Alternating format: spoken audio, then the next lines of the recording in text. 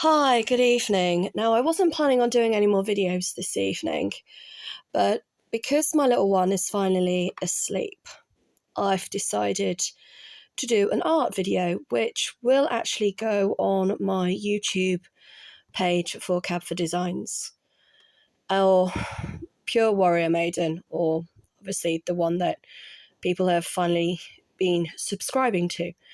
Now, as you can see, I am attempting to produce a piece of computer-aided design art from a picture that somebody else drew called Anneka Murray, who is a local artist for Nuneaton in Warwickshire.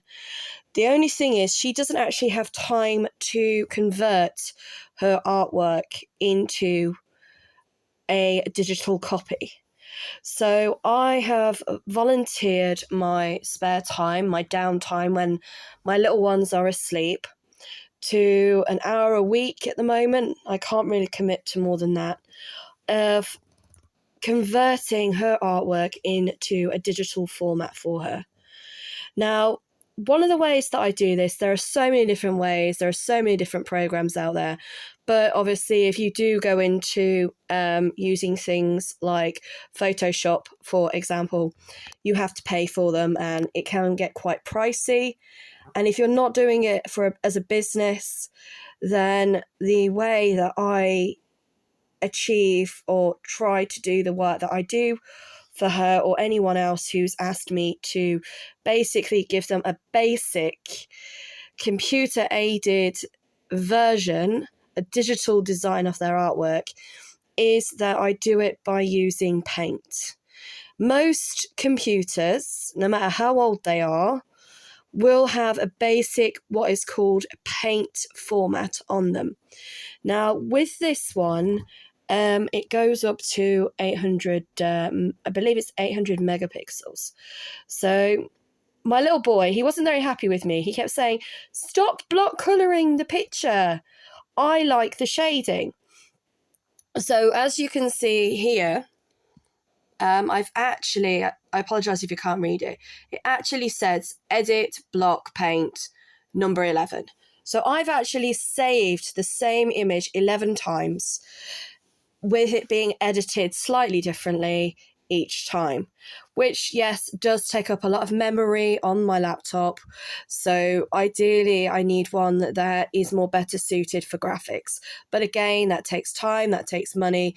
And as I'm not doing this as a business, I'm doing this as a favour, then I am basically working with what I have. So what I've done is, for this picture, if I can just find my mouse, which seems to have messaged, is I have used the little colour picker, picked one of the basic colours that she's used for this line pencil with shading image that she did, and has given me permission to update for her, and block coloured the area of this part of the picture. Now, I think to myself, oh my God, that's absolutely amazing. Look at how much I've achieved. Bearing in mind, this is at like 800 megapixels. So when I go down to 700, and then I have to use the arrow, you can clearly see how much of this picture, even with it being slightly desized or descaled, of how much of this image still needs doing to make this sort of section the same colour. And if we were to zoom out as far as we could, this is what we have to work with. And yes, for those of you that may know art or be aware of artwork, this is Anneka Murray's interpretation of a piece of artwork that was produced by an artist who, I believe, if I remember, was Spanish, called Salvador Dali. And what she has done is she has taken one aspect of a piece of artwork that is done by Salvador Dali, and that is the clock and the time which is melting on a tree branch. If you were to actually Google Salvador Dali and put in melted clock, a similar image to this would come up in Google, along with the full picture of the melted clock on a tree branch, along with other objects around the image itself. Now, when you think of the melted clock image, it is a very, very common reproduced type of artwork. You put in melted clocks into Google.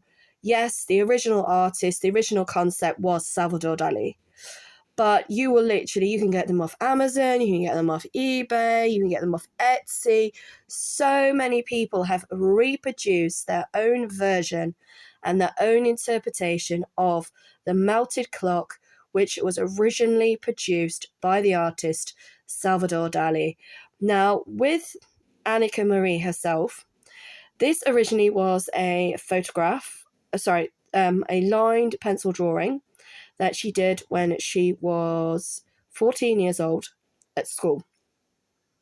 And one of the things you have to do when you are taking an art class at school or college or university is you have to pick an artist who you admire or find inspirational and take a piece of their work as part of your art project, as part of your art course, and do your own interpretation of that artist. So one of the main things that when I used to teach art, which I used to teach Art Foundation at Lichfield College, a lot of students would go for the basics. They would pick the Renaissance period. They would pick the pre-Raphaelite period. They would pick Picasso. They would pick Monet. Very common artists, or even Gaudi, for example, who's also Spanish. And what they would then have to do is draw a piece of, or produce a piece of artwork in the same style and techniques that the original artist would have done. So, for example, if they had a model, you wouldn't draw the model or paint the model or sculpt the model how you see her. You would reproduce, using the subject in front of you, a piece of artwork in the style of the pre-Raphaelite era. Or if you were going to do Vermeer, who was Dutch, who is famous for the girl with the pearl earring. Again, there were certain things, certain materials, certain mediums that he would use. So you might look at using oil on board or acrylic on board, or graphite, charcoal, etc. And one of my students, I remember they were so enthusiastic that they did the reproduction of what is called the Burning Pope. Now, I do not know the artist of that piece of artwork, but it was absolutely amazing.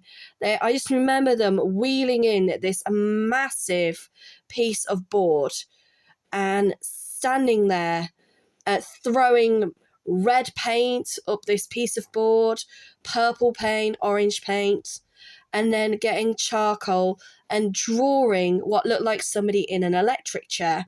But it wasn't. It was actually their concept of the burning Pope. But instead of using a male to represent the Pope, to represent Christianity, to represent Catholicism, to represent the Vatican, etc., they had a female Pope. And I just remember the lecturer coming in and going, "What are you doing? No, that is not going to work. You cannot use that piece of artwork." And he wouldn't allow him to complete it.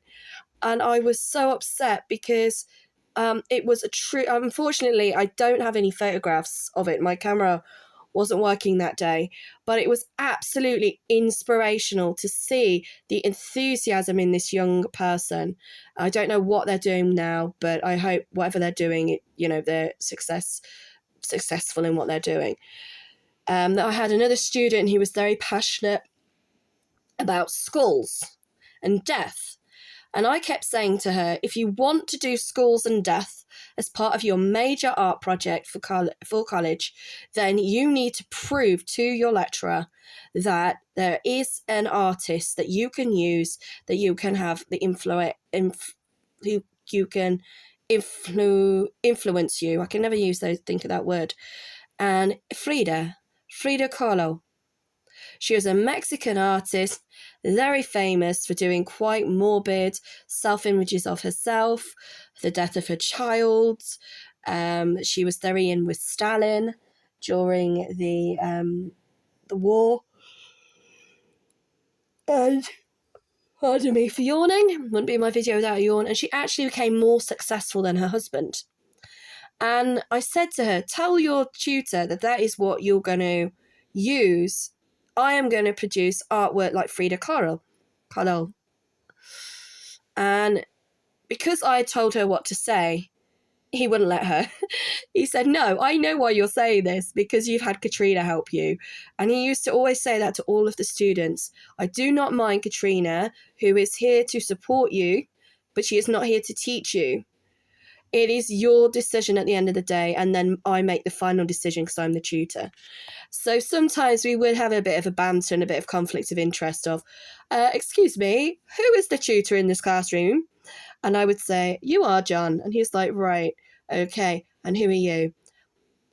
I'm the life model. And what do life models do when they're in the classroom? Sit there and don't talk. So it was great. I loved it. I worked for them for 8 years. It was absolutely amazing. I loved my job. And a lot of the students, I mean, what they learned within a year with John as their tutor, I mean, you know, there's just some people that you meet in life and they are literally worth their weight in gold. And the amount of knowledge and experience this person had, you know, I could never compete with that person. But I would always say to the students, because I always class them as my own students, you know, listen to what John has to say, because if you listen, you're going to go far. So hopefully, you know, that's happened. So, like I said, I am reproducing this piece of artwork into a digital format. It is a reproduction interpretation by an artist called Anneka of the clock by Salvador Dali. I haven't added any colour to it. All I'm doing basically is blocking out the grey. So that will be one version, and then if she's happy with this, then if she wants me to do anything else with this image, then I will do so with her permission. So take care and have a good evening.